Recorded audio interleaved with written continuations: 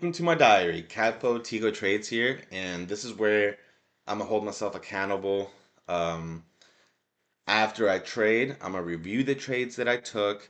I'm gonna see if I follow my game plan in the morning of the stream of the stream that I do in the morning. So I'm also gonna stream in the morning, create a game plan, set up the levels, talk about it, what I want to see if it does certain things, and we'll see how it reacts to that. So in the trade plan in the morning, I mentioned how if we got above prior range high, we could take a long up to the overnight high. So normally, I'm trying to be patient. I'm trying to be selective on the trades that I take instead of trying to scalp things where I know maybe it will do certain things. For example, like here, yeah, it's looking pretty ugly here. You can probably scalp it here, but we're early, right? We It's a couple minutes into the session. That's 2 minutes into this session, really, and that's a lot of movement, and sometimes that can cause FOMO. So what I'm trying to do is be more patient, get more information, and just take the trades that I need to. So um, once we broke the prior range high here, and we formed a local low with the oscillator structure coming up here, um, honestly, this would have been a little bit better entry because the slow stocks is still pointing up, and this is, it's just looking a little bit better, kind of same lows, and it's higher, the divergence a little bit. Not too much, honestly, but it's there. And we took the long here up to the overnight high. And that's what we talked about in the stream before the open. That could be a possibility and a play that we can take, which we did. Now, here, and this is what I'm working on because normally I'm like, okay, it showed buyers are in control so far, right, at this time. And um, I see the local low, maybe I might be trailing. If I don't have a specific area, or if I'm just trailing, I'll put the stop here and, I get stop out right here. Maybe lose actually like 17 points worth of profits. And then I would try to go long here, right? And then I just get, these three can't, and out of just placement, I would just go along here because we're in the op zone, right? Not because we have a local low or anything like that. So I'd probably close it out because it moved, down pretty quickly. Then I would see this kind of form, like, oh no, this is the move. We're bottoming out, right? And then I'd fall, and that'd be two back to back. So I would pretty much have given up all the profits I would have made for this.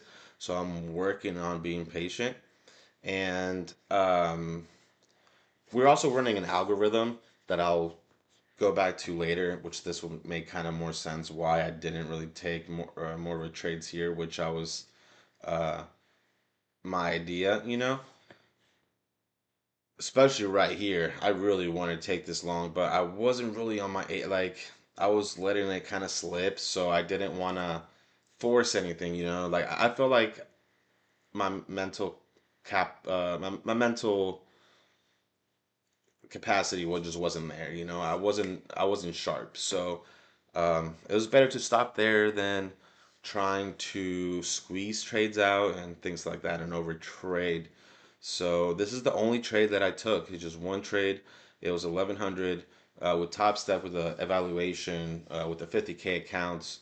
You need to reach 3,000. So and you could do 50% of that. So we could have gone to 1500, try to push it, but that's what I didn't want to do. You know, I wanted to have the control. So that was pretty much it for my manual trading. That was kind of easy, just one done, um, and be done so now we're going to move to an account where the algorithm took place. So we actually took the same first trade here. Um, it takes it with two contracts there. So this is a 150K account and the other one's a 50K account.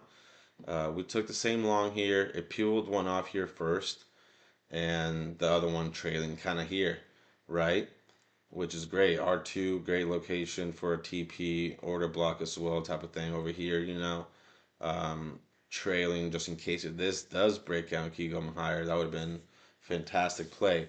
Now, I was talking on streaming, and since like it's my first stream and things like that, I wasn't really, um, I wasn't really, you know, the oil's not smooth yet. It's warming up, so it's a little jumpy, and I wasn't there 100%, and I didn't deactivate. We have little buttons here to deactivate and activate longs and shorts.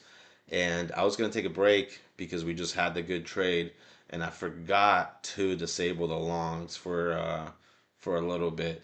So and it took a long here, and this is exactly what I was talking about manually, where I'm trying to control because we were up 1600 here, and after this, we got down to 780. So it's something that um, Ha! The algo actually kind of took the tilt that I would manually would, which is kind of funny, but it does meet the criterias. We do have divergence here. Um, well, I guess that can really counter, but it was looking good at the time. We're back about above opening range, above prior range high. We did have a rejection overnight high, but I feel like as long as we didn't really break this, we were still kind of like good to keep on pushing, which we didn't, and we did go higher. But I feel like that would have been a good area to keep on um, going higher, and we could have gone to like value area high over here, initial bounds where the single prints are at. Um, but that was it. Those were two trades, and we ended with 780. And that was day one. We did follow the rules. We did follow the game plan.